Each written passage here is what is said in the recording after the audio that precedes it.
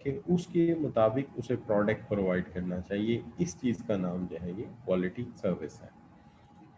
तो ये हम इंश्योर करते हैं। अब जहाँ तक आपके मज़ीद इश्यूज़ का ताल्लुक है, इसके अंदर ये भी बात है कि कमिटमेंट जो है ना वो वैसे तो तमाम लेवल पे होनी चाहिए, लेकिन सीनियर मैनेजमेंट की कमिटमेंट इस मामले में काफ़ी सीरियस होनी चाहिए, कंसिस्टेंट होनी चाहिए, लॉन्ग टर्म बेस्ड होनी चाहिए, ताकि आप अपने काम जो है वो एक स्पिरिट के साथ हो सकें और उनके अंदर फिर रुकावट ना आए। तो फुली कमिटेड होना चाहिए कि हमने क्वालिटी को इन्हांस करना और प्रोसेस को डे बाय डे बेहतर से बेहतर करते जाना। अब जहाँ तक सवाल है, कल हम टोटल क्वालिटी टूल्स पे बात कर रहे थे, हमने सबसे पहले क्वालिटी सर्कल पे बात की थी। क्वालिटी सर्कल के हवाले से हमने ये बात की थी कि एक ऐसा सर्कल जिसमें ग्रुप ऑफ पीपल शामिल हैं, और हमने इनको इसलिए शामिल किया है कि इनसे मशवरा लिया जाए, इनसे सजेशंस ली जाएं और इनकी एफर्ट को इन्वॉल्व किया जाए ताकि हम जो है बेटर क्वालिटी प्रोड्यूस कर सकें। इस मामले में हमने ये बात ज़रूर कही थी कि एक तो इन ग्रुप्स के अंदर जो भी लोग शामिल हैं, इनका पार्टिसिपेशन जो है वो बिल्कुल वॉलंटरी होना चाहिए। इसके अंदर कोई दो राय नहीं है कि कोई दबाव नहीं होना चाहिए। अगर ये पार्टिसिपेट करना चाहते हैं तो बाहमी रजामंदी के तहत ये इसमें शामिल हों। Mean they should be agreed and they should be 100% willing to do that. ऐसा नहीं कि हम इनको कोई कंपल्शन के तहत लाएं, they must be willing to do that, क्योंकि ऐसी सूरत में जब इंसान कोई भी काम विलिंगली करता है तो उसको ज़्यादा आइडियाज़ आते हैं, उसका ब्रेन ज़्यादा रिलैक्स चलता है, वो ज़्यादा क्रिएटिव होता है, ज़्यादा सजेशन देता है। तो विलिंग टू डू होना चाहिए। ऐसा नहीं कि हम किसी क्योर्शन के तहत, थ्रेट के तहत, पनिशमेंट के तहत, प्रोसीजर के तहत या किसी जॉब डिस्क्रिप्शन के तहत इनको यहाँ बांध दें, बल्कि बेटर ये है कि इसमें विलिंग। दूसरी बात, इनका बहुत बड़ा साइज भी हमें नहीं रिक्वायर्ड है। हमें इनका रिक्वायर्ड इतना साइज है, they should small in size so that इनके जो डिसीजंस हैं वो जल्दी हो जाए, इसमें ज़्यादा डिले ना हो। अच्छा, इसमें भी एक बड़ी अजीब साइंस है कि जब हम किसी भी इस तरह की टीम्स या सर्कल्स को बनाते हैं, तो अगर हम इन्हें बहुत ज़्यादा स्मॉल साइज कर दें तो भी हमारा काम नहीं चलता। यानी should be not be very small, small but not very small. और इनका साइज अगर हम टू लार्ज कर दें तो भी काम नहीं चलता, क्योंकि बहुत ज़्यादा कम हो तो फिर अगर बहुत कम है तो स्किल्स कम होंगी। अगर 4 बंदे आपने शामिल किए, एक मैकेनिकल इंजीनियर है, एक इलेक्ट्रॉनिक्स है, एक एरोडायनामिक है, एक अकाउंटेंट है, तो स्किल्स की कमी रह जाएगी। चूँकि लीगल कंसल्टेंट कोई नहीं है, आईटी एक्सपर्ट कोई नहीं है, क्योंकि 4 से इसलिए स्किल्स कम हो गई। अगर हमने 16, 15, 20 कर दिए तो फिर मसला ये हो जाएगा कि बहस मुबासे में टाइम ज़्यादा लग जाएगा। लिहाजा इनका साइज़ जो है वो एक ऑप्टिमम स्मॉल साइज़ होना चाहिए। अब आगे आ जाती है, इनमें रेगुलर मीटिंग्स होनी चाहिए। ये नहीं कि once in a blue moon कभी मिल गए कभी ना मिले, तो मस्ट बी स्केड्यूल्ड। स्केड्यूल्ड होने से ये होगा कि पिछला एजेंडा अगले एजेंडे के साथ मैच करेगा, कि पिछले पॉइंट्स ऑफ नोटिस क्या थे, पिछले पॉइंट्स ऑफ डिस्कशन क्या थे, उन पे किस हद तक हमने अमल किया और आगे नई हमारे पास क्या तजावीज़ है। इसी तरह इंडिपेंडेंट एजेंडा होना चाहिए। दैट्स मीन्स एजेंडा बनाने में, अपने काम में इन्हें पूरी आज़ादी होनी चाहिए, ताकि ये जो तजवीज़ देना चाहते हैं, सजेशन देना चाहते हैं, बआसानी दे सकें। और इनका फोकस क्वालिटी पे होना चाहिए, किसी और इशू पे नहीं होना चाहिए। हमने ये भी कहा था कि इसके एडवांटेजेस पे बात करेंगे। एडवांटेजेस ये हैं कि बेसिकली हम इसमें से जो है वो कस्टमर सेटिस्फेक्शन बहुत अच्छी कर सकते हैं, प्रोडक्टिविटी को अपनी को इम्प्रूव कर सकते हो आप लोग। फिर उसके साथ साथ इनकी मदद से हम एक कल्चर ऐसा बना सकते हैं जो कि कॉन्टीन्यूस इम्प्रूवमेंट का कल्चर है, जिसमें हर शख्स आगे सोचता है कि मज़ीद बेहतर कैसे हो सकता है। और employees at operational level will form part of quality circle. तो क्वालिटी सर्कल जो है वो स्ट्रेटेजिक लेवल से चलता है, और रूट लेवल पे भी जो लोग हैं वो किसी ना किसी तरह से डायरेक्टली इनडायरेक्टली उसके साथ कनेक्टिविटी होती है, जिससे ऊपर वाला स्पिरिट जो है वो नीचे तक फ्लो करता है, और जो स्पिरिट ऊपर वाले कोर में पाया जाता है वो नीचे तक आ जाता है। फिर इसके बाद बात ये आ जाती है कि group approach to help foster organisational unity. एक ग्रुप अप्रोच आ जाती है, टीम वर्क अप्रोच आ जाती है, जिससे एक ऑर्गेनाइजेशनल यूनिटी फोस्टर अप होती है। और आप ये जानते हैं कि वो कहते हैं ना, यूनियन इज स्ट्रेंथ। जब हम मिलकर काम करते हैं तो जो काम मुश्किल होते हैं वो भी कंडक्ट हो जाते हैं। Encouraging the development of the use of quality circle, हम इंकरेज करें कि क्वालिटी सर्कल्स को ज़्यादा यूटिलाइज किया जाए। इसके अंदर putting the idea of quality circle into practice can be very difficult. There are number of ways in which firm can encourage the development of these the use of quality circles. बहुत सारे ऐसे veg है firm इनको effectivity बढ़ा सकती है। पहली बात तो इंश्योर करना चाहिए कि हाई प्रोफाइल एग्जेक्टिव्स जो हैं वो इसके अंदर कमिटेड हैं और वो इनिशिएटिव ले सकते हैं। दूसरी चीज़, स्टाफ मेंबर्स की ट्रेनिंग होनी चाहिए, उनके एग्जिस्ट करदा या उनके सामने आने वाले प्रॉब्लम्स रिजॉल्व होने चाहिए, और इंश्योर करना चाहिए कि स्टाफ मेंबर जो क्वालिटी सर्कल में इन्वॉल्व हैं they are free to spend the time necessary from their day to day responsibilities, ताकि वो इसके अंदर भरपूर रोल प्ले कर सकें। और रिव्यूइंग की जा सके इंफॉर्मेशन सिस्टम्स की, आइडेंटिफाई किया जा सके इंफॉर्मेशनल नीड्स को, क्वालिटी सर्कल को, ताकि हम इंश्योर कर सकें कि जो परफॉर्मेंस है और जो प्रॉब्लम्स हैं उसे प्रॉपर वे में टैकल किया गया है।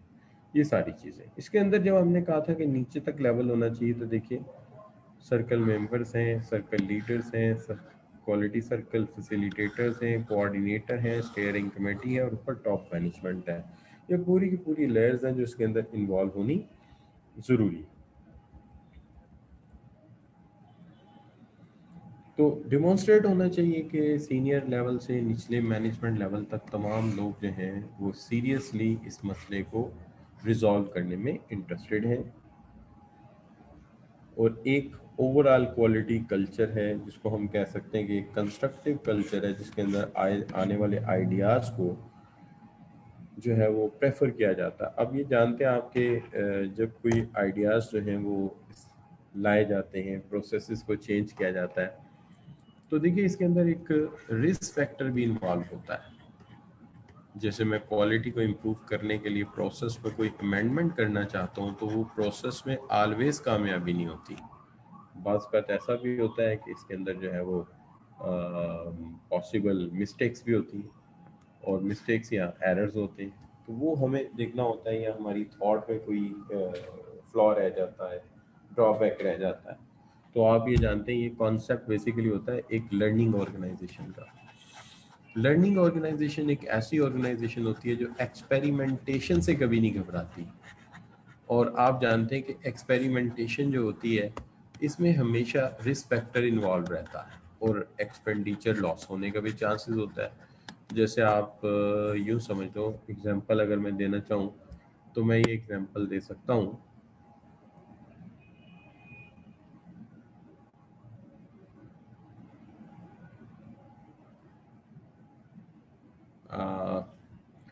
मैं एक मिनट हमजा आपकी बात का जवाब भी देता हूँ, मैंने लिख लिया है, ये दोनों तीनों बातें मैं आपके साथ अभी शेयर करता हूँ, ज़रा ये टॉपिक सम अप कर लो।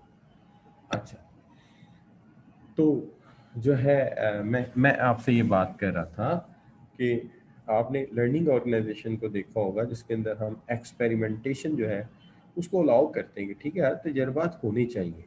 मैंने इसकी एग्जांपल के लिए आपको एग्जांपल दे सकता हूँ, जैसे कि फार्मास्यूटिकल कंपनीज हैं। फार्मास्यूटिकल कंपनीज में बाज़ औक़ात 1000 products at A time try किए जा रहे होते हैं, यानी 1000 दवाइयों पे काम हो रहा होता है। लेकिन होता ही है कि 1000 में से बहुत ही कम दवाइयाँ ऐसी होती हैं जो सक्सेसफुल होती हैं, बाकी सब जो है वो मार खा जाती हैं किसी न किसी वजह से। अच्छा, सक्सेसफुल होने के बावजूद बाज़ मेडिसिन ऐसी होती हैं जो मार्केट में सक्सेस नहीं हासिल कर सकती, यानी प्राइसिंग वाइज वो इतनी महंगी है कि आम कंज्यूमर अफोर्ड नहीं कर सकता। अगर वो अच्छी भी हैं तो प्राइस उनकी या उनकी मार्केट सक्सेस चांस नहीं। दूसरी ऐसी हैं जो ऑपरेशनली सक्सेसफुल नहीं है, मिसाल के तौर पे अगर हम उसको ट्रीट करने का तरीका कॉम्प्लिकेटेड है और अगर उसके अंदर प्रैक्टिशनर सही तरीका फॉलो नहीं करते तो भी उसका नुकसान है, तो ऐसी मेडिसिन रह जाती हैं। अब हमारे मुल्क में क्या वो नेम मैं कोट कर रहा हूँ online, CCL consolidated chemical laboratories, बहुत सारे प्रोडक्ट्स हैं उनके, लेकिन एक प्रोडक्ट ऐसा है जो हमेशा उनकी सारी कॉस्ट कवर कर जाता है, वो है उनका पल्मोनल कफ सिरप है। एक ही प्रोडक्ट से बहुत कुछ अर्न कर लेते हैं। तो ऐसे ही होता है कि बहुत सारे एक्सपेरिमेंट्स किए जाते हैं लेकिन कुछ प्रोसेसेस कामयाब होते हैं, लेकिन येट डेट हमें प्रोसेसेस को बेहतर करने के लिए कई ट्रायल करने पड़ते हैं।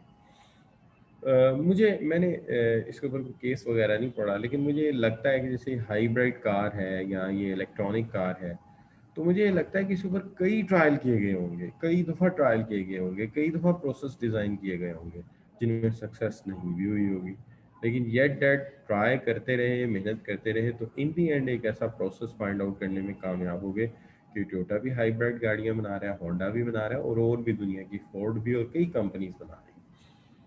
तो ये अब ये आ जाता है कि स्टाफ को ट्रेनिंग दी जाए ताकि उनको अवेयरनेस पैदा हो और वो इन वर्किंग को परफॉर्म कर सके और क्वालिटी सर्कल में प्रॉपर अपना रोल प्ले कर सके।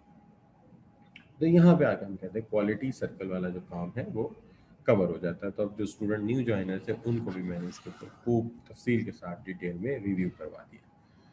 अब आ जाते हैं आपके सवालात की तरफ। एक सवाल आपका अभी तक जो आया है वो ये है कि क्या हम किसी दूसरी प्रोफेशनल स्टडी सीएमए की बुक पढ़ सकते हैं।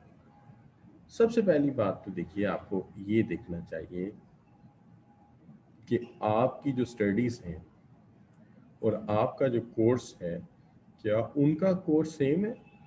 तो आप कहेंगे नहीं, ये अगर ऐसा होता तो फिर तो बड़ा आसान होता, हम हर किताब दूसरी बॉडी की पकड़ते और आपको देते और पढ़ा देते, तो टीचर का काम तो और आसान हो जाता। क्या ख्याल है बच्चों। तो पहली बात तो यहाँ पे पहला नो आ जाता है, ठीक है जी, कि ये पॉसिबल नहीं है, ये बात जो आप कह रहे हैं मुमकिन नहीं है। उसकी वजह ये कि दोनों के कैरिकुलम में ज़मीन आसमान का फ़र्क है। हमारा कैरिकुलम और है और उनका कैरिकुलम और है। फिर एक बात ये है कि जब आपको मैं दो चीज़ें प्रोवाइड कर रहा हूँ, एक मैं आपको नोट्स प्रोवाइड कर रहा हूँ चैप्टर वाइज, यानी चैप्टर वाइज मैं आपको नोट्स प्रोवाइड कर रहा हूँ, तो ये जब चैप्टर मुकम्मल होंगे तो क्या हाल, आपकी बुक बन नहीं जाएगी। और दूसरा मैं आपके आपके साथ अपनी स्लाइड शेयर कर रहा हूँ, तो इससे काफ़ी काम हो जाता है, ठीक है, इससे काफ़ी मसला हल हो जाता है। तो मैं दो स्टडीज़ आपको दे रहा हूँ। एक स्टडीज़ मैं दे रहा हूँ क्या, आपको चैप्टर वाइज शॉर्ट नोट्स बना के दे रहा हूँ, यानी एक पूरे पूरे चैप्टर के नोट्स दे रहा हूँ। ये चैप्टर्स इन द एंड आप सॉफ्ट कॉपी में आप इनको प्रिंट करके बाइंड कर लेना यार, आपकी बुक बन जाएगी भाई। तो अभी एक चैप्टर जो मुकम्मल हुआ है उसके नोट्स अपलोडेड हैं, किस पे, गूगल क्लासरूम में। जिनको चाहिए उन्होंने डाउनलोड कर लिए हुए और प्रिंट भी कर लिए हुए, तो वहाँ से चैप्टर वाइज गूगल क्लासरूम में पढ़े हुए हैं। अच्छा, फिर खूबी की बात ये जो नोट्स मैं आपको दे रहा हूँ, इसके अंदर एक एक कंटेंट वही है जो कोर्स का कंटेंट है, कोई चीज़ अजाफी नहीं और कोई चीज़ कम नहीं। तो इससे बेहतर किताब कौन सी हो सकती है। दूसरी चीज़, और ये भी मैं किसी ना किसी सोर्स से ढूंढ के ला रहा हूँ, ठीक है जी।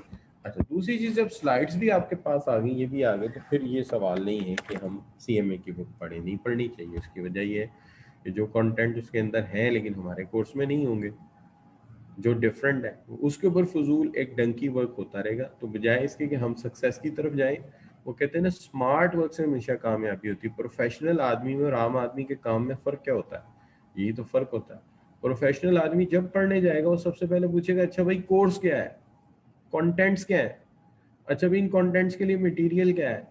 और जो आम स्टडीज होती हैं, जो लोग बगैर प्रोफेशनल नहीं होते, वो इस तरह की बातें करते हैं, अच्छा ऐसा करते हैं, इस चीज़ के लिए ये वाली किताब पढ़ लेते हैं, इस चीज़ के लिए वो वाली किताब पढ़ लेते हैं। नॉलेज के लिए तो कोई किताब बुरी नहीं होती भाई। बात यह है कि हमें एक स्पेसिफिक कोर्स के हवाले से पढ़ना है और उसको क्वालिफाई करना है। लेकिन मैं आप सब बच्चों का बहुत मशहूर हूँ कि आप इस तरह की बातें मेरे से पूछते हैं और मुझे ये बताने का मौका मिल जाता है। इस तरह बाकी लोगों को भी इससे भरपूर फ़ायदा मिलता है, ठीक है। तो अगर आप पढ़ने, आप में से कोई भी बच्चा ही पढ़ने गया, हमजा सर, हमजा भाई, या कोई भी बच्चा हमारा गया, तो मुझे अफसोस होगा कि खामखा एक ऐसा क्वेश्चन बैंक प्रैक्टिस कर रहा है जिसका हमारे कोर्स से मुश्किल 40% भी अटैचमेंट नहीं है, 40% भी उसका मैच नहीं हुआ है साथ, और वो ऐसी एक दौड़ लगा रहा है जिसका मतलब मंजिल का पता नहीं है, और खामखा सड़क के ऊपर आप भागते फिरते हैं। तो ये बिल्कुल उसकी कोई ज़रूरत नहीं है। और दूसरी बात यह है कि रेफरेंस बुक्स अगर मुझे देनी होंगी तो मैं खुद अपनी आपको बताऊंगा कि यार इस टॉपिक के लिए पर्टिकुलरली ये रेफरेंस बुक है, लेकिन ये इजाफी है, किताब है, इसके अंदर फालतू चीज़ें बहुत सारी हैं। अगर आपने लाइब्रेरी स्टडी के लिए पढ़नी हो तो ज़रूर पढ़ सकते हैं, लेकिन वो भी मैं आपको बताऊंगा, आप खुद ना कीजिए ये काम, ठीक है। अभी तक एक चैप्टर मुकम्मल हुआ, उसके नोट्स भी दे दिए, उसकी स्लाइड्स भी दे दी। ये जो चैप्टर है इसकी भी मैं आज, चले आपको, चूंकि आप सब बच्चे जल्दी में हैं तो इसके नोट्स भी आज अपलोड कर देंगे। अब रही बात ये कि इस गूगल क्लासरूम में किसी ने घुसना कैसे, आना कैसे, ये मैं अभी आपको लास्ट 10 मिनट्स बचाता हूँ। 7 बजे से पहले पहले ही आपको मैं बता दूंगा कि कैसे आपने इस गूगल क्लासरूम में आना है। मोस्टली बच्चे जानते हैं, लेकिन जो उन बच्चों को नहीं पता वो भी मेरे से लेट पूछ सकते हैं। मैं फिर दोबारा बता देता हूँ। अच्छा बच्चों, अब इसके अंदर एक चीज आ गई है कि क्वालिटी सर्कल वाला काम हो गया मुकम्मल।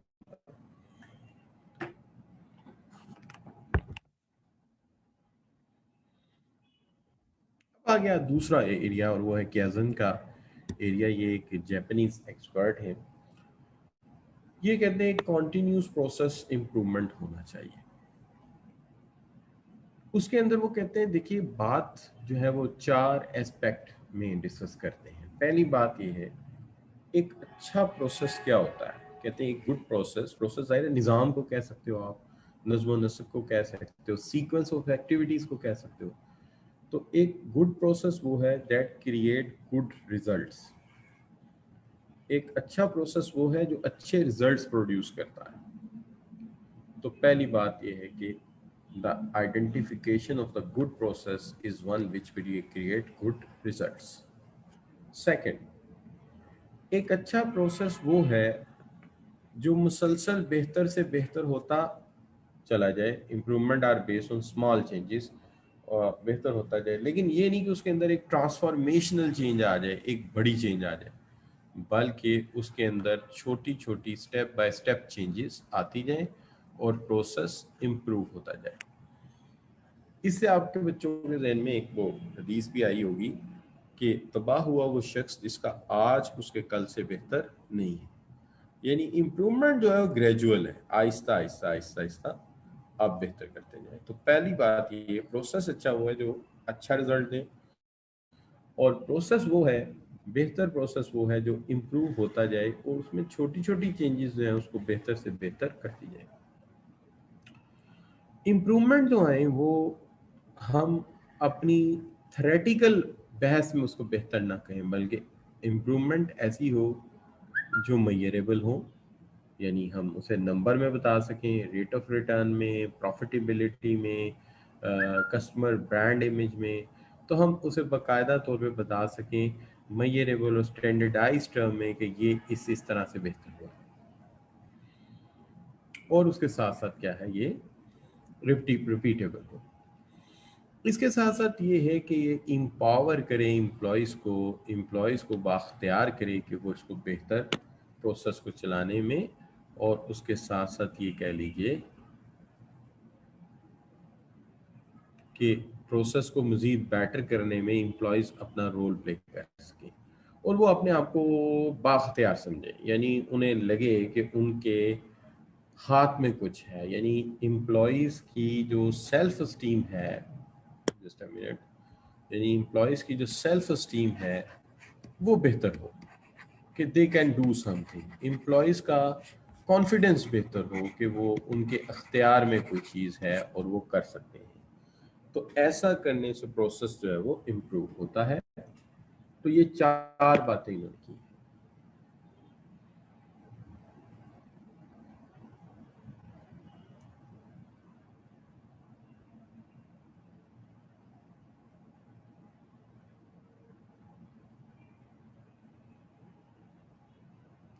जी हाफिज साहब, आपके सवाल बेटा इंटरेस्टिंग है कि हम एक दफ़ा बड़ा चेंज क्यों नहीं ला सकते।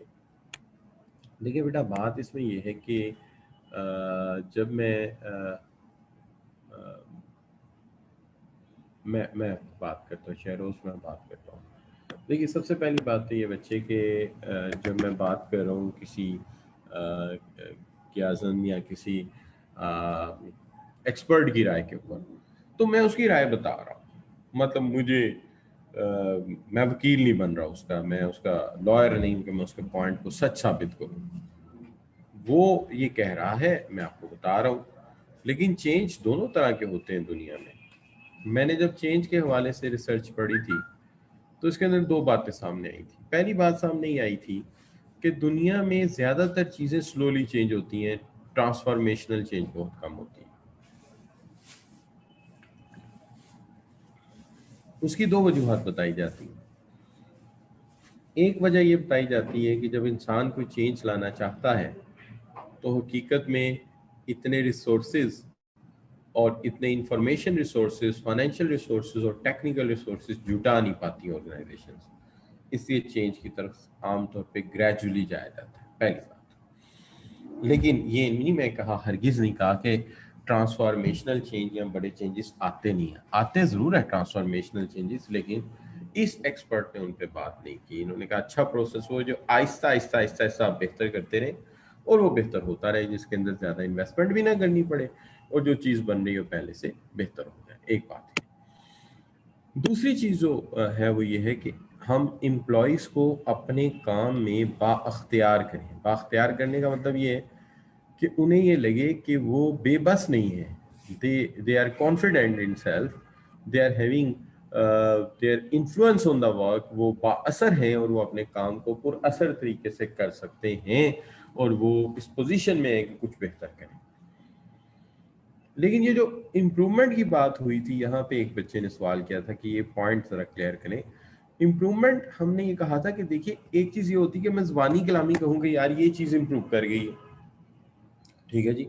मैं ऐसे कहूँ जी सर्दियाँ बढ़ गई हैं, सर्दी बहुत बढ़ गई है, आप कहेंगे अच्छा बढ़ गई है सर, कोई साबित करें। तो मैं आपसे कहूँगा कि देखो पिछले मंथ जो इस टाइम टेम्परेचर था वो 36 डिग्री सेंटीग्रेड था और आज इस महीने में इस वक्त टेम्परेचर जो है वो 29 डिग्री सेंटीग्रेड है। तो ये है स्टैंडर्ड मेजर जिसके मुताबिक मैं आपसे बात कर रहा हूँ। तो यही बात हम कहते हैं कि भाई जब इम्प्रूवमेंट हुई है तो ये नहीं कि ज़बानी कलामी की गाड़ी बड़ी अच्छी हो गई है, बड़ी खूबसूरत हो गई है, नहीं। तुम हमें ये बताओ सेल कितनी बड़ी है नंबर में, तुम हमें ये बताओ प्रॉफिट कितना बड़ा है, तुम हमें ये बताओ कस्टमर सेटिस्फेक्शन कितनी बड़ी है, ये बात हम कर रहे हैं। क्लियर जी। अब जो फीचर हैं इसके वो अगर आप ओवरऑल देखें, जी एक मिनट में लगता है कि बच्चों ने सवाल आया है, ओके ठीक हो गया, तो बच्चे मोस्टली एग्री हैं। तो अब आगे चलते हैं, तो ये जापानीज एक्सपर्ट जो कॉन्टिन्यूस इम्प्रूवमेंट के लिए हमें तजावीज़ दे रहा है, तो देखते हैं कि जनाब हमें क्या फीचर्स ये कहते हैं होने चाहिए जिससे ये हो सकता है। पहली बात वो कहते हैं कि एम्प्लॉयज़ को बेबस ना करो, उन्हें हर मामले में इन्वॉल्व करो। यानी इसका मतलब ये है कि इनके नज़दीक industrial democracy way to improvement है। Industrial democracy is a way to improve. दूसरी बात यह है कि हर किसी को इनकरेज किया जाए कि come up with small improvement suggestion on regular basis. हर इंसान से कहा जाए कि नहीं नहीं जो सोचते हो सोचते रहो, लेकिन इतना नहीं, हमें कोई तजवीज़ दो। जाहिर है एक बंदा एक अरसे से एक काम कर रहा है तो उसके जहन में यकीनन ये बात होगी कि ये जो मैं काम कर रहा हूँ इसमें बेहतरी आ सकती है और उसको तरीका जरूर पता होगा। लेकिन सम टाइम ब्यूरोक्रेटिक प्रोसेस में लोग बोलते नहीं है, तरीका उन्हें पता है कि इम्प्रूव कैसे हो सकता है, ठीक है ना। लेकिन यहाँ पे ये जो लोग कह रहे हैं ये कह रहे हैं कि नहीं ऐसा नहीं होना चाहिए, हमें लोगों को जो है इनकरेज करना चाहिए, मोटिवेट करना चाहिए कि हर कुछ कुछ अरसे बाद वो आगे हमें कुछ तजवीज़ दें कि ये जो काम हो रहा है ये इस तरह बेहतर हो सकता है, ये जो काम है इस तरह बेहतर हो सकता है, तो इससे बेहतरी लाई जा सकती है। दूसरी चीज़ जो है वो ये है कि सजेशंस जो होनी चाहिए वो किसी एक पर्टिकुलर एरिया पे नहीं होनी चाहिए। यानी देखिए अगर एक एरिया इंप्रूव हो गया और बाकी सारे वैसे ही रहे तो फिर तो उसका फायदा नहीं है। ये सजेशन हर एरिया में हमें मिलनी चाहिए, चाहे वो प्रोडक्शन है, चाहे वो मार्केटिंग है, यानी हर बिजनेस का जो एरिया है वो पहले से बेहतर होता हुआ नजर आए तो फिर हम ये समझते हैं कि ये मामला बहुत ज्यादा बेहतरी की तरफ जा सकता है। तो मेरे ख्याल में ये बात बिल्कुल ठीक कह रहे हैं कि हमें जो तजवीज़ हैं वो देनी चाहिए एम्प्लॉयज़ को। पहली तो बात ये है कि उनके ज़हन से खौफ मिटाना चाहिए, एम्प्लॉयज़ को इनकरेज करना चाहिए कि वो हर मामले में हमें राय दें, पहली बात। दूसरी बात ये है कि उनकी जो राय है वो सिर्फ ये नहीं उन्हें कहा जाए कि आप जो काम करते हैं, हमें पता है कि इतना काम करने के बाद, इतने तजर्बे और मुशाहदे के बाद जहन में बहुत सारे अच्छे तजवीज़ और आइडियाज़ आते हैं, वो आइडियाज़ हमें दें। लेकिन किसी एक एरिया को इम्प्रूव करने से कभी कोई मसला हल नहीं होता। ज़रूरत इस अमर की होती है कि एक कॉन्टीन्यूस इम्प्रूवमेंट आए और हर एरिया में आए। अगर प्रोडक्शन बेहतर होता है, मार्केटिंग नहीं होता, फायदा कोई नहीं। प्रोडक्ट बना के बैठे रहोगे, बेचेगा कौन? एचआर बेहतर होता है, फाइनेंस बेहतर नहीं होता, फायदा नहीं। हर हर तरीका जो है बेहतर होना चाहिए। तो ये बिल्कुल एक जिस्म की मानियत है कि अगर एक बॉडी बिल्डर जो है वो मसल बना रहा है तो वो शोल्डर पे भी होने चाहिए, वो चेस्ट पे भी होने चाहिए, वो थाइस पे भी होने चाहिए। किसी एक चीज पे मसल्स काम नहीं करेंगे ना उसकी लुक देंगे। इसी तरह वो कहता है कि सेटिंग स्टैंडर्ड्स, हमें स्टैंडर्ड सेट करने चाहिए। और ये स्टैंडर्ड तो एक तो ये है ना कि प्रोडक्शन कर रहे हैं तो उसके एक स्टैंडर्ड हो, उससे नीचे प्रोडक्ट ना जाए। और फिर उन स्टैंडर्ड को वक्त के साथ साथ इम्प्रूव भी कर दिया जाए, यानी जो टारगेट्स रखा है इम्प्रूवमेंट का वो वही ना रहे कि भाई ये स्टैंडर्ड है, स्टैंडर्ड भी थोड़ा सा अपलिफ्ट करते जाएं, स्टैंडर्ड को भी पहले से थोड़ा बेहतर करते जाएं, ताकि आने वाले दौर में आप कंपेटिटर के मुकाबले में बेहतर कर सकें। एम्प्लॉयज़ को इस सिलसिले में ट्रेनिंग की ज़रूरत पड़ेगी और रिसोर्सेज की ज़रूरत पड़ेगी। ट्रेनिंग इस सेंस में कि देखिए, जो काम ट्रेनिंग से होता है हमेशा हम अपने काम में बेहतरी लाते हैं। और रिसोर्सेज की ज़रूरत इस सेंस में पड़ती है कि देखिए, जब तक टेक्नोलॉजिकली अपडेट नहीं करेंगे, उन्हें आप इक्विप नहीं करेंगे नए टूल्स, नए इक्विपमेंट से, कभी भी आप अपना मसला हल नहीं कर सकेंगे। लिहाजा हमें दोनों चीज़ों की ज़रूरत है। नया इक्विपमेंट भी चाहिए, नए टूल्स भी चाहिए, लेकिन उनको चलाने का तरीका भी हमें आना चाहिए। लेकिन जहाँ तक ये हमें कॉन्टिन्यूस इम्प्रूवमेंट की एग्जांपल देते हैं, तो यहाँ पर ये हमें दो बड़ी कंपनीज का नाम देते हैं, जिसके अंदर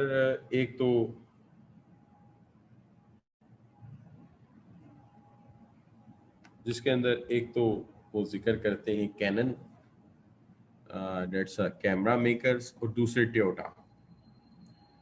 और वो कहते हैं कि एम्प्लॉयज़ आपस में बेशुमार तजावीज़ शेयर करें, लिखें और हमारे तक लेकर आएँ, ताकि हम उसको देखें कि उसमें से जो अच्छी लगे उसको इम्प्लीमेंट करें।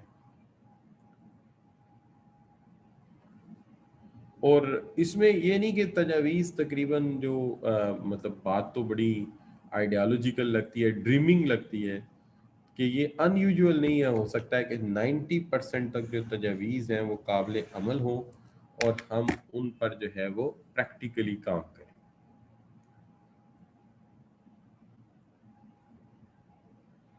और इस हवाले से अगर आप देखें तो हिस्ट्री में एक बड़ी अजीब सी हकीकत मिलेगी आपको कि 1999 में एक US plant of Toyota company में एम्प्लॉयज़ ने 7,000 तजावीज़ जो है वो, सॉरी 7,000 एम्प्लॉयज़ ने, सॉरी 7,000 एम्प्लॉयज़, टोयोटा एम्प्लॉयज़ ने 75,000 तजावीज़ थी, जिसमें से 99% इम्प्लीमेंट कर दी गई।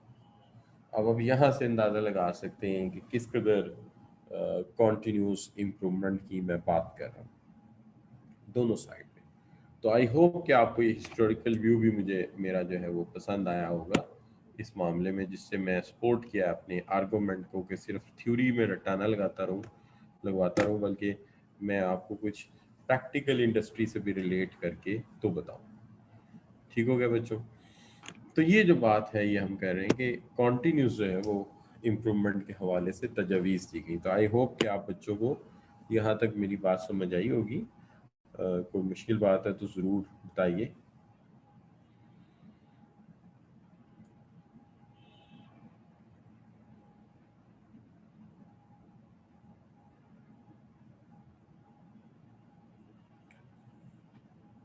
जी, अब देखिए, यहाँ पे मैं आपके साथ फिर शेयर करना चाहूँगा जो मेरा नेक्स्ट इन्हीं का सेम एक्सपर्ट के हवाले से एक मॉडल है जिसको हम कहते हैं plan, do, check, act, PDA cycle.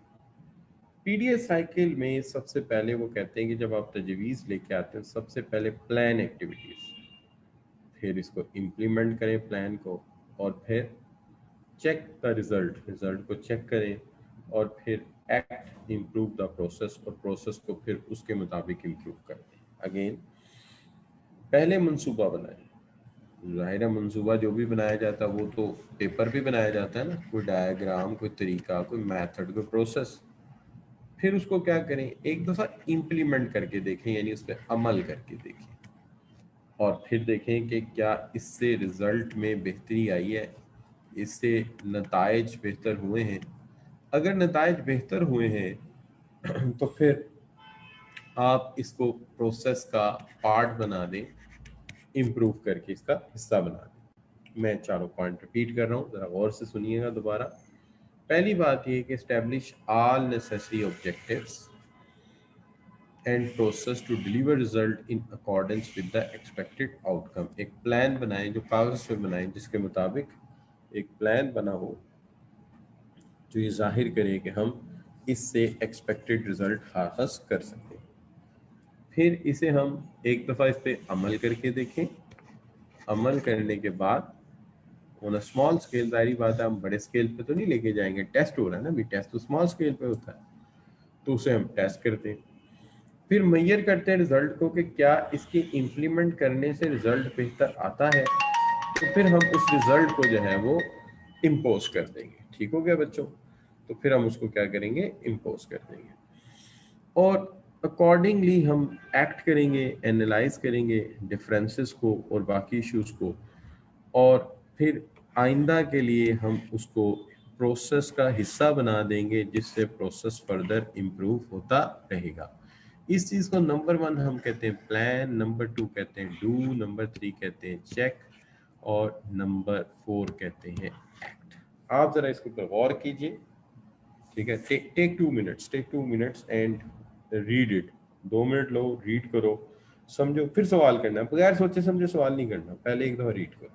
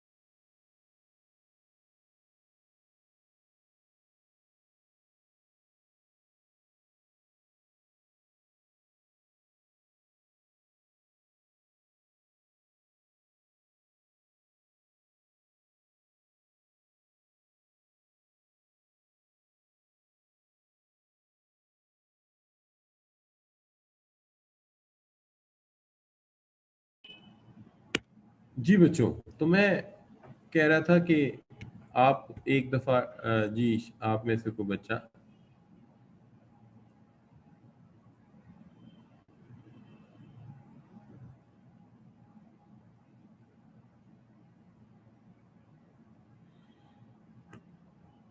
जी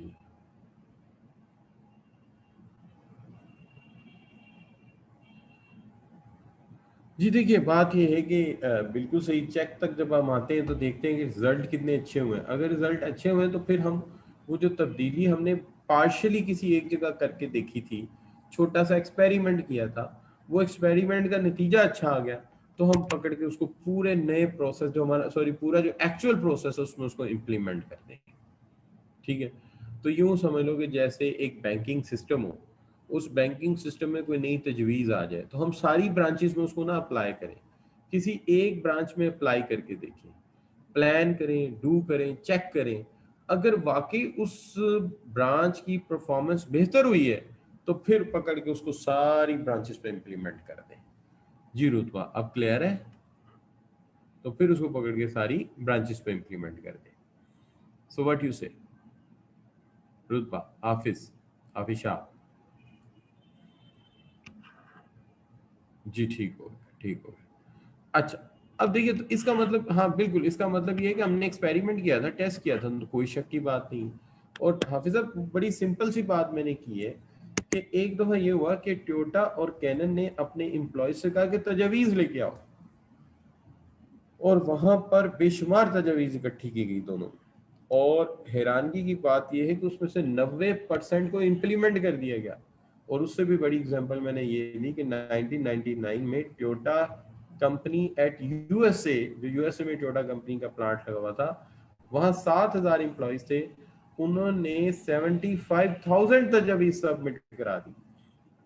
ठीक है, अब तकसीम करके देखें तो each employ approximately you can say more than कितनी जी, हर एम्प्लॉय ने तकरीबन 10 से 15 तजावीज सबमिट कर दी। और वो जो तजावीज हैं वो उसमें से 99% तजावीज मान ली गई, इम्प्लीमेंट की गई, वो कामयाब रही और आज तक वहाँ इम्प्लीमेंट हो रही हैं। ये वजह है कि टोयोटा वहाँ फोर्ड को भी टफ टाइम दे रही है जो उनकी अपनी कंपनी है, और बाकी कंपनीज को भी टफ टाइम दे रही है। अब लेक्सिस ने तो वहाँ पे मर्सिडीज और BMW की भी मार्केट जो है उसको भी टाइट करके रखा हुआ। तो इतना बेहतरीन काम उन्होंने किया।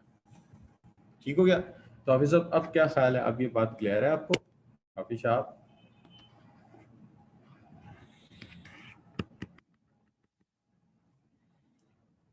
जी हाफिज साहब की आवाज, हाफिज साहब की वो क्या कहते हैं, मैसेज नहीं आ रहा मुझे। जी हाफिज साहब? बिल्कुल ठीक हो गया। तो ये बच्चों, यहाँ पे आके हम ये कह देते हैं कि हमने ये जो दूसरा हिस्सा है मुकम्मल कर लिया। देखिए, अब क्वालिटी सर्कल भी हो गया, और अब आपका क्या जोन का जो है, क्याजन का भी हमने मुकम्मल कर लिया प्रोसेस। ठीक है जी। अब मैं फौरी तौर पे सिक्स सिग्मा की तरफ नहीं जाता। वो इसलिए नहीं जा रहा फौरी तौर पे सिक्स सिग्मा की तरफ क्योंकि आप बच्चे वो कह रहे हैं मुझे कि वो भी थोड़ा सा बताएं हमें कि किस तरह से हम नोट्स लेंगे और कैसे काम करेंगे। तो एक मिनट, मैं ज़रा यूएसबी पे दूसरे कंप्यूटर से थोड़ा सा डेटा यहाँ पे लेकर आता हूँ। तो आपको ये स्लाइड्स रोक रहा हूँ, फिर मैं दोबारा शेयर करता हूँ आपके साथ। स्टॉप कर रहा हूँ शेयरिंग।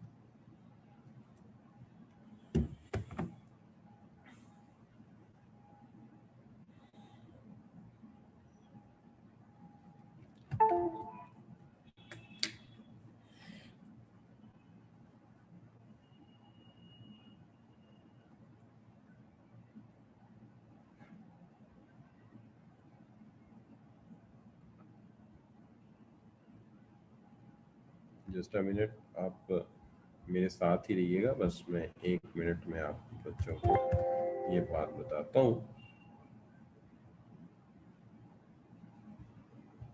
लेट मी सी कि मैंने ये जो स्पोर्टिव डेटा था वो यहीं रखा था।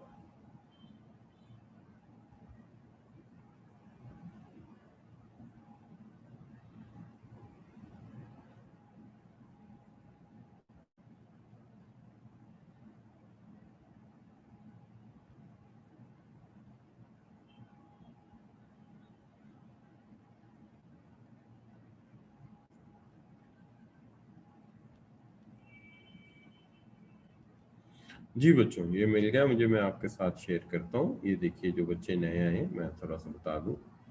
ये देखिए, बात ये है कि this one is the, you can say the key. ये है मेरा वो गूगल क्लासरूम जहाँ पे ये डिटेल मौजूद है सारी, और ये उसका जो है वो क्लास कोड है। ये यहाँ लिखा होता है लेकिन मैंने यहाँ बड़ा सा करके लिखा है, आप इसको नोट डाउन कर लें, पिक्चर ले लें। तो क्लास कोड है इसका, बड़ा सिंपल सी बात है। आप किसी भी जाएंगे गूगल क्लासरूम अपने इंटरप्राइज इंटरनेट एक्सप्लोरर पे, और वहाँ पे जाके आप गूगल क्लासरूम डिमांड करेंगे और वहाँ पे आप ये कोड जो है ये लिख देंगे तो आप गूगल क्लासरूम में आ जाएंगे। ठीक है जी। तो आपने ये पासवर्ड नोट डाउन कर लिया? ज़रा एक दफ़ा यस कर दीजिए नए स्टूडेंट्स, क्या आपने पासवर्ड नोट डाउन कर लिया? जी बच्चों, न्यू स्टूडेंट्स।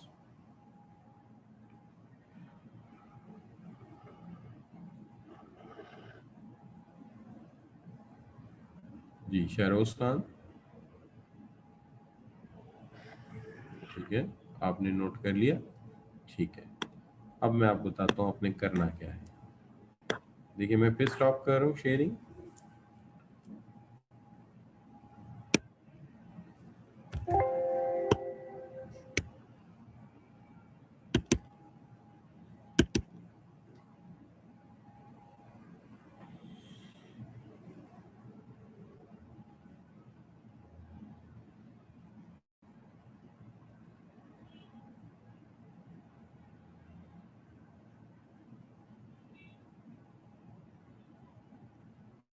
देखिए बच्चों, आप इस तरह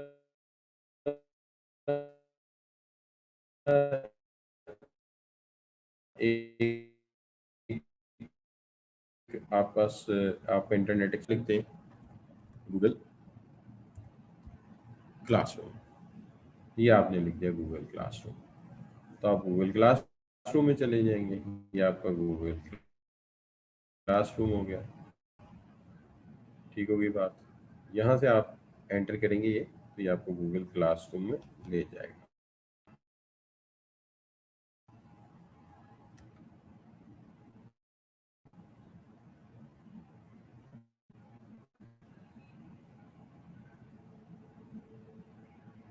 आई होप ये ज़रा थोड़ा स्लो है मेरा नेट, लेकिन खुल जाएगा, अभी आपके सामने आ जाएगा। Let me check. ये आ गया जी सामने। Reach in the Google classroom, एक एक्सेस फोर थी, ये आ गया गूगल क्लासरूम। यहाँ पे आप जो है ये प्लस साइन जो है इसे प्रेस कर दीजिए। ठीक है, प्लस साइन। तो इसमें दो ऑप्शन है, एक है क्रिएट का, ये वाला जहाँ मैं पॉइंट कर रहा हूँ, दिस वन। ठीक है, और दूसरा जो है वो है आपका ज्वाइन का। तो ज्वाइन का आप प्रेस कीजिएगा ये।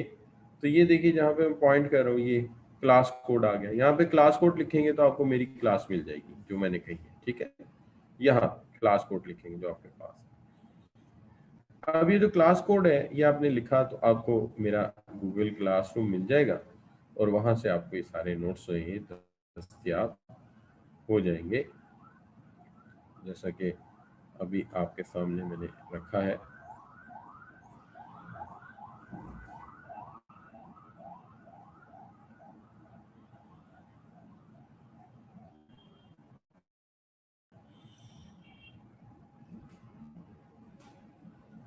तो इन दिस वे आपका जो है ये काम बन जाएगा। ठीक हो गई जी बात।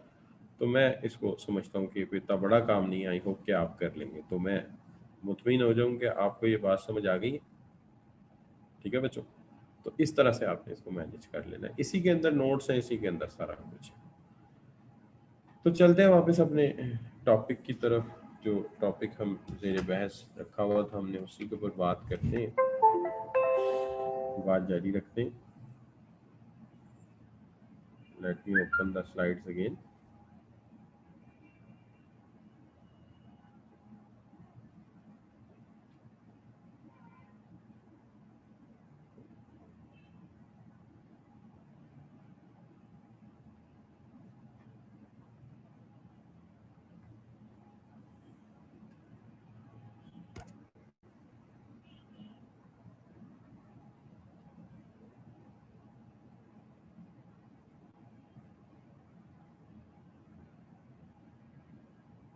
ये मैं स्लाइड शेयर कर रहा हूँ आपके साथ अगेन। सॉरी, मैं क्लिक नहीं सही किया, फिर मेरा ख्याल है। Let me show. क्या हो गया यार, ये आ गई जी आपके सामने। अब देखिए इसके अंदर मैं जो बात कर रहा था वो ये कर रहा था कि हमने दो काम मुकम्मल कर लिए। एक हमने जो है वो ये वाला सेक्शन मुकम्मल किया, और एक ये वाला। अब चलते हैं हम 5S की तरफ। 5S प्रैक्टिस क्या है? असल में 5S प्रैक्टिस जो है ये बेसिकली 5 अहम चीज़ें हैं जिसे हमें ठीक रखना चाहिए। जापानीज इनको यूं कहते हैं, एक तो स्ट्रक्चराइज, अननेसेसरी और अनवांटेड चीज़ों जो है वो निकाल देनी चाहिए, एलिमिनेट कर देना चाहिए। ओल्ड और अनवांटेड फाइल्स निकाल देनी चाहिए और हमेशा अपने आप को वेल स्ट्रक्चराइज रखना चाहिए। अपने निज़ाम को सिस्टमाइज रखना चाहिए। सिस्टमाइज निज़ाम के तहत चलाएं, बगैर किसी निज़ाम के चलने वाली चीज़ें ठीक नहीं होती। और सैनिटाइज रखना चाहिए, यानी हमें क्लीन वर्क स्टेशन बनाने चाहिए जहाँ पर के काम करने के लिए ज़्यादा बल्क ऑफ फाइल्स और बल्क ऑफ टूल्स ना पड़े हों। डेस्क ऐसा नीट एंड क्लीन हो कि जो रिक्वायर्ड चीज़ें वो मौजूद हों और जो अननेसेसरी हैं वो मौजूद ना हो। और एक स्टैंडर्डाइज्ड निज़ाम होना चाहिए, ठीक है, और जिसके ऊपर एक बाकायदा एक मेयार हो, ठीक है ना। और इसके साथ साथ एक सेल्फ डिसिप्लिन होना चाहिए।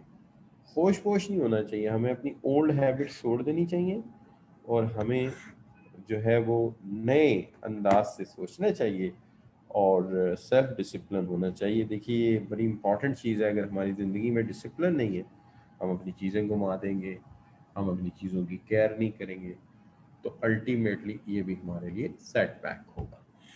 तो ये हो गया हमारे जी 5S। तो ये 3 मुकम्मल हो गए। अब रह गया एक आपका क्या जी 6 सिग्मा। तो 6 सिग्मा पे हम बात जो है अपने नेक्स्ट लेक्चर में रख लेते हैं और हमारा जो नेक्स्ट लेक्चर होगा वो होगा इंशाल्लाह मंडे। तो तब तक के लिए मुझे इजाज़त दीजिए। होप आज का लेक्चर आपको अच्छा लगा होगा, समझ आया होगा। पर्टिकुलरली नए स्टूडेंट्स की मुझे ज़्यादा फिक्र होती है, तो आई होप कि आपको समझ आई होगी।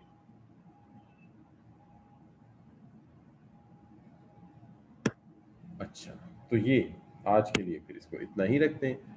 तो हाफिज साहब आपका जो सवाल है उसका जवाब भी फिर इंशाल्लाह मंडे को आपको दे देंगे। ये स्लाइड्स अभी चल रही हैं, इन्हीं पे आपका सवाल है, उसको जवाब कर देंगे।